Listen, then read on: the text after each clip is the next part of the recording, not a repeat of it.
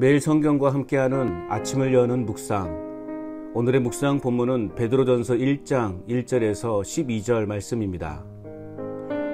예수 그리스도의 사도 베드로는 본도, 갈라디아, 갑바도기아, 아시아와 비두니아에 흩어진 나그네 곧 하나님 아버지의 미리 아심을 따라 성령이 거룩하게 하심으로 순종함과 예수 그리스도의 핏부름을 얻기 위하여 택하심을 받은 자들에게 편지하노니 은혜와 평강이 너희에게 더욱 많을지어다. 우리 주 예수 그리스도의 아버지 하나님을 찬송하리로다. 그의 많으신 긍휼대로 예수 그리스도를 죽은 자 가운데서 부활하게 하심으로 말미암아 우리를 거듭나게 하사 산 소망이 있게 하시며 썩지 않고 더럽지 않고 쇠하지 아니하는 유업을 있게 하시나니 곧 너희를 위하여 하늘에 간직하신 것이라. 너희는 말세에 나타내기로 예비하신 구원을 얻기 위하여 믿음으로 말미암아 하나님의 능력으로 보호하심을 받았느니라. 그러므로 너희가 이제 여러 가지 시험으로 말미암아 잠깐 근심하게 되지 않을 수 없으나 오히려 크게 기뻐하는도다. 너희 믿음의 확실함은 불로 연단하여도 없어질 금보다 더 귀하여 예수 그리스도께서 나타나실 때에 칭찬과 영광과 존귀를 얻게 할 것이니라. 예수를 너희가 보지 못하였으나 사랑하는도다. 이제 보지 못하나 믿고 말할 수 없는 영광스러운 즐거움으로 기뻐하니 믿음의 결국 곧 영혼의 구원을 받음이라. 이 구원에 대하여는 너희에게 임할 은혜를 예언하던 선지자들이 연구하고 부지런히 살펴서 자기 속에 계신 그리스도의 영이 그 받으실 고난과 후에 받으실 영광을 미리 증언하여 누구를 또는 어떠한 때를 지시하는지 상고하니라. 이 섬긴 바가 자기를 위한 것이 아니요 너희를 위한 것임이 계시로 알게 되었으니 이것은 하늘로부터 보내신 성령을 힘입어 복음을 전하는 자들로 이제 너희에게 알린 것이요 천사들도 살펴보기를 원하는 것이니라.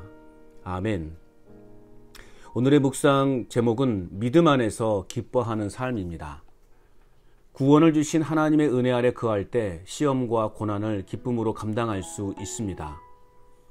그렇다면 믿음으로 산다는 것은 무엇입니까? 첫째는 1절에서 5절입니다. 하늘의 소망을 사모하는 삶입니다. 베드로전서는 고난과 박해 가운데 있는 성도들에게 보내는 편지입니다. 서도에서 발신자는 베드로요, 수신자는 소아시아에 흩어져 있는 그리스도인들입니다. 좀 더 구체적으로 말하자면 흩어져 살고 있는 나그네된 형제들입니다. 2절에서는 삼위 하나님의 사역을 묘사하고 있습니다. 하나님 아버지의 미리 아심, 성령의 거룩하게 하심, 예수 그리스도의 핏부림이 언급되고 있습니다. 부활하신 예수 그리스도로 말미암아 산 소망을 갖게 하신 아버지 하나님을 찬송하자 합니다. 이 소망은 세상에 줄 수 없는 것으로 구체적으로 썩지 않고 더럽지 않고 쇠하지 아니하는 영원한 유업을 물려받는 것인데 이 유업은 하늘에 고이 간직되어 있습니다. 마지막 때에 구원을 얻도록 하나님의 능력으로 우리를 안전하게 보호해주고 계십니다. 그러므로 성도들의 고난 가운데에서도 믿음을 잃지 말 것을 권면하고 있습니다. 오늘 나는 이 세상에 영원히 머물며 살아갈 것처럼 살지 않아야 합니다. 잠시 머물다가 떠나는 나그네와 같은 인생임을 잊지 않아야 합니다. 내 자신의 궁극적인 목적지는 하늘의 본향으로 지금 살아가고 있는 이 땅은 그것에 가기 전까지 잠시 머무는 곳입니다. 매 순간 하나님 나라의 가치관을 품고 살아가야 어떤 상황에서도 흔들리지 않는 믿음의 삶을 살아갈 수 있습니다. 해군에서 군 복무할 때 서해 NLL을 지키는 구축함에서 통신병의 임무를 감당했습니다. 함정을 쪼갤 것 같은 강력한 파도를 겨우겨우 견디며 경계 임무를 완수합니다.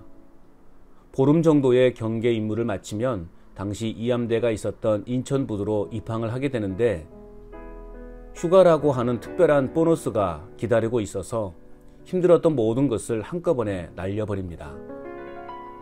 세상에서 나에게 주어진 임무에 대해서는 최선을 다해 살아야 하지만 언제나 내 마음은 하나님 나라를 향해 있어야 하겠습니다.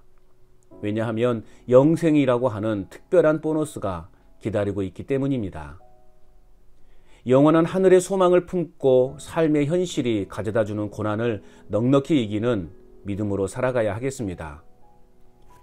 또한 믿음으로 산다는 것은 무엇입니까? 두 번째는 6절에서 9절입니다.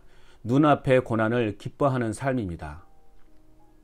베드로는 지금 잠깐 동안 온갖 시련 가운데서 어쩔 수 없이 고통을 당할지라도 진심으로 기뻐하십시오 라고 권면합니다. 왜냐하면 시련이 가져오는 유익이 있기 때문입니다. 연단을 통해 견고해진 믿음은 불로 연단한 금보다 귀합니다. 그런 시련을 통과한 성도는 그리스도께서 나타나실 때 칭찬과 영광과 존귀를 얻게 됩니다. 이처럼 시련과 고난을 극복할 수 있는 원동력은 구원에 대한 소망과 하나님 아버지를 향한 사랑입니다. 소아시아의 성도들은 예수님을 한 번도 본 적도 없고 지금 그분의 모습을 보고 있는 것도 아닌데 예수님을 사랑하고 믿었습니다. 말로 다 표현할 수 없는 영광스러운 기쁨으로 가득 차 있습니다. 이러한 믿음의 결과는 곧 영혼의 구원입니다. 성도로 살아가고 있다고 해서 늘 언제나 행복과 평안만을 누리고 살아가는 것이 아닙니다. 오히려 믿음 때문에 더 고난을 당해야 하고 손해도 감수해야 하는 상황이 찾아옵니다. 그렇다고 그 어느 누굴 원망할 수 없습니다. 신앙이라고 하는 것 때문에 당해야 하는 고난과 손해 등을 믿음으로 견디며 이겨낼 수 있어야 합니다.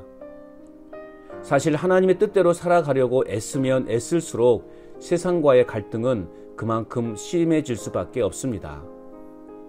코로나로 인해 당장 교회의 사정이 좋지 않게 흘러가고 있지만 이 또한 내 자신이 감당해야 할 십자가라면 기꺼이 감수하겠다고 결단해 봅니다.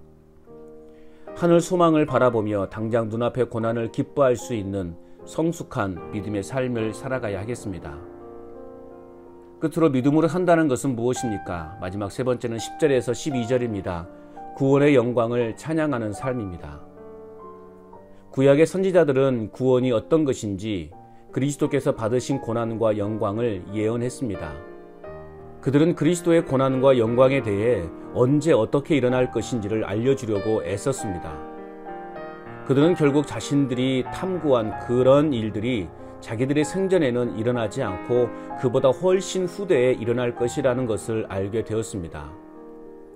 오늘날 누리고 있는 복음은 하늘로부터 보내신 성령의 능력을 힘입어 복음 전도자들에 의해서 전파된 것입니다.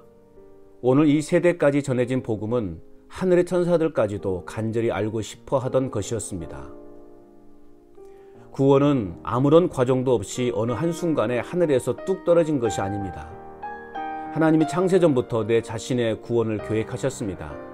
그리고 때가 참에 예수님이 이 땅 위에 오셔서 죽으셨다가 부활하심으로 내 자신이 영생이라고 하는 은혜를 선물로 받게 된 것입니다. 그러므로 이러한 놀라운 영생을 선물로 안겨다 주신 하나님을 찬양하지 않을 수 없는 것입니다. 이와 같은 구원의 은혜가 매주 광장에서 찬양하게 하는 힘의 원동력이 됩니다. 날마다 구원에 대한 감격을 회복하여 내가 얻은 이 복된 구원을 다른 사람들에게 전하는 전도자의 삶을 살아가야 하겠습니다. 구원의 영광을 날마다 찬양하는 믿음의 삶을 살아가야 하겠습니다. 오늘도 구원을 이루신 하나님의 은혜 아래서 주님의 영광을 찬양하는 삶을 살아갈 뿐만 아니라 하늘 소망을 바라보며 눈앞의 고난도 기쁨으로 여기는 진짜 믿음의 삶을 살아갈 수 있기를. 행복의 시작 예수 그리스도 빛이 있으라.